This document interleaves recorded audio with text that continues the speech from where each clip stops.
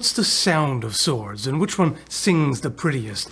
I got interested in this one seeing a post on Blue Sky in which I was tagged about what bronze sounds like. I don't know, so let's find out. First off, my guess is that it depends a lot on the shape, not just the material. It's probably a combination of both. Now the question is, does it make a difference what you hit it with? There's one sword from Raven Armory that rings beautifully like a bell when you hit it with your finger. This doesn't do that, so I'm gonna take something else. Does it make a difference what you hit it with? Maybe. I've got 3 different objects here to try. Let's see. So here's the end of a throwing knife. Clack. Not much of a sound.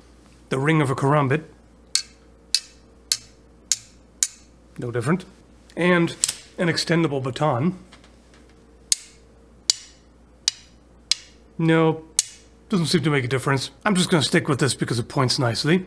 So this, which I should mention, is a bronze Ewart Park sword made by Neil Burridge.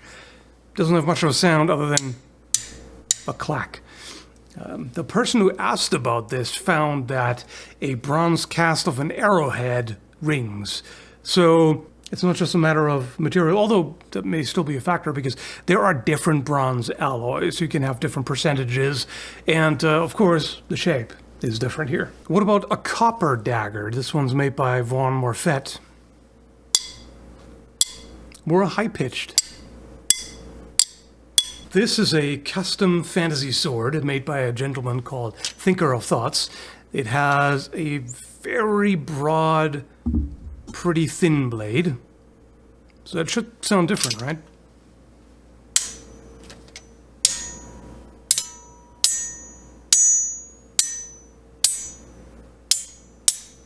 This is a falchion made by Matt and Ilya from That Works. So you can see a very broad blade, relatively thick spine. That one rings.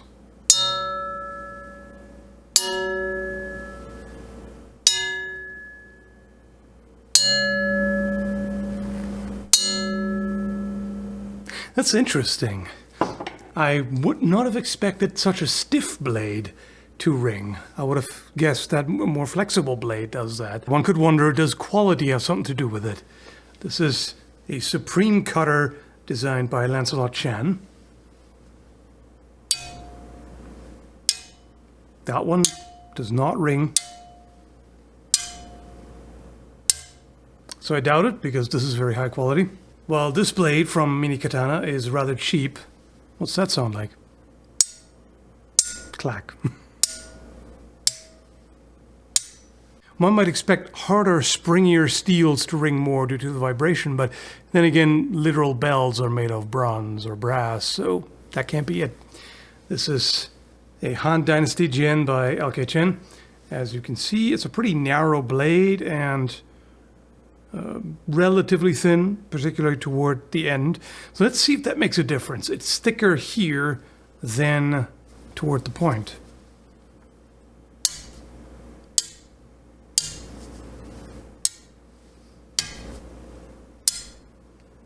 Doesn't seem to change.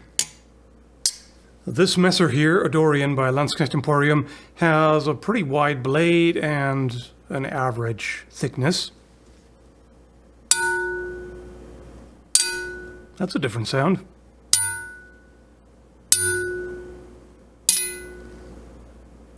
Doesn't ring exactly, but it's more high-pitched than some of the others. Just the beginnings of a ring, I guess. Here's an exceptionally narrow and flexible blade, a cup-hilt rapier by LK Chen. Let's take a look at how narrow that is, and relatively thin too, toward the tip. What's that going to sound like?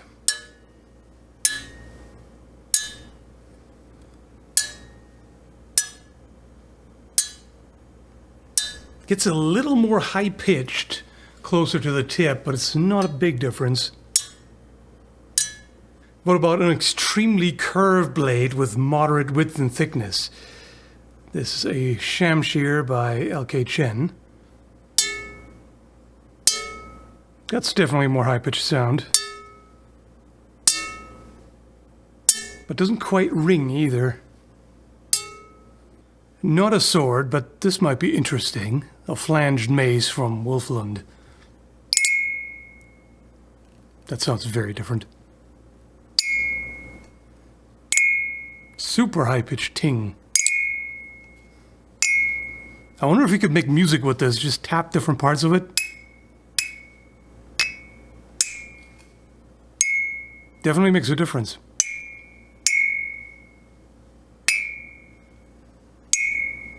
That's very pretty, actually. This is the Gallowglass by Albion, an Irish ring pommel sword. Let's see what that sounds like.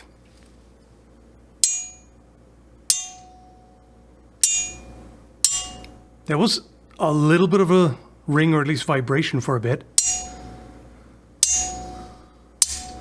Not too much, though. Let's see if the microphone picks it up. It seems to vibrate mainly here.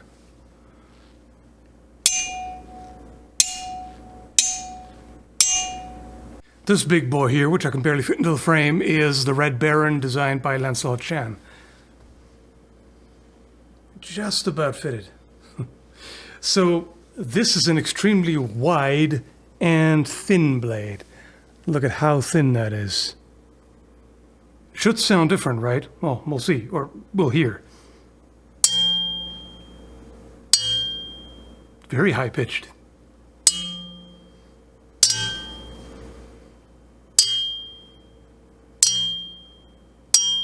Again, not a sword, but I'm curious what this interpretation of an Igorot headhunting axe will sound like.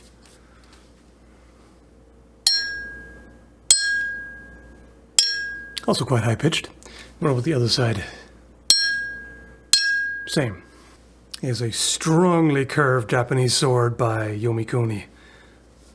So about average width and relatively thick.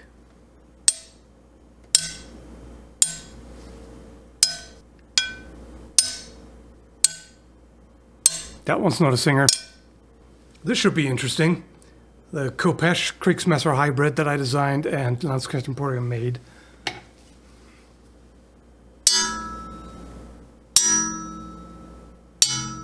little bit of a ring. So the shape here is different. There's a pretty broad fuller, and then it flattens out more, and then you get the edge grind. It does sound a little different up there.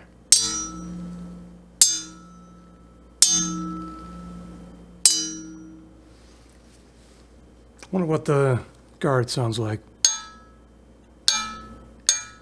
A little bit more dull, but fairly similar. And there is a bronze pommel.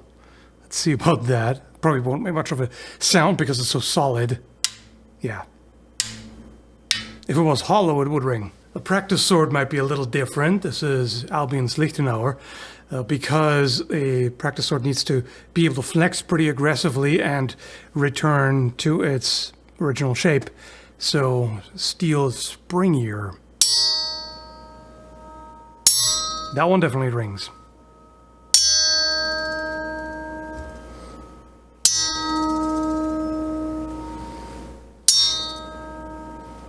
I saved possibly the best for last, the Knecht by Albion, because I already know that this rings when cutting sometimes.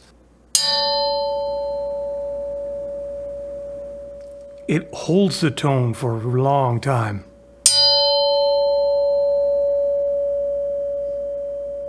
Like by far the longest.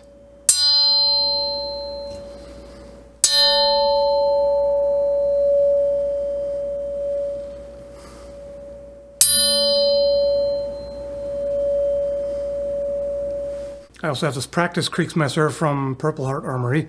Let's see how that compares.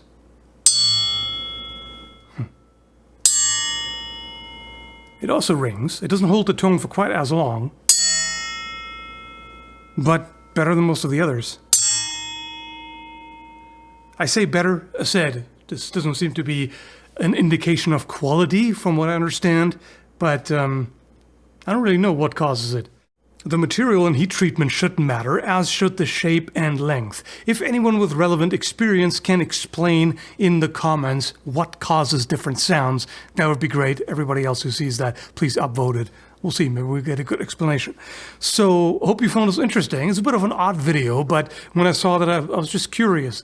How are they going to compare? So, hope you enjoyed it. Thanks for watching, and take care, folks. By the way, people keep telling me that they're subscribed but don't see my uploads, and I know it's a well-known YouTube feature. The old days where you could expect to actually be shown the content you subscribed for are long gone. There's nothing I can do on my end. The only thing I can recommend is check my channel page every now and then, and maybe subscribe to me on Blue Sky and Facebook, where I post all the links.